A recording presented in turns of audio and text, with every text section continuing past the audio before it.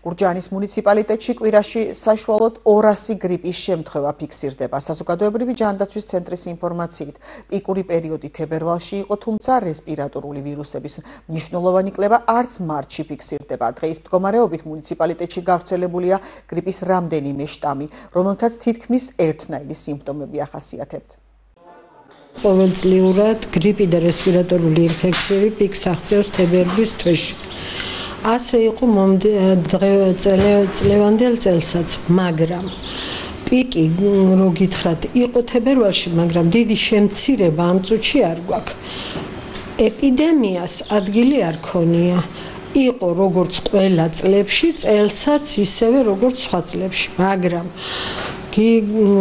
უნდა აღინიშნოს, რომ ამ გასულ კვირასთან შედარებით მაინც ოდნავი კლება შეინიშნება, რაც რა თქმა უნდა გვაძლევს დადებითობისკენ ტენდენციას.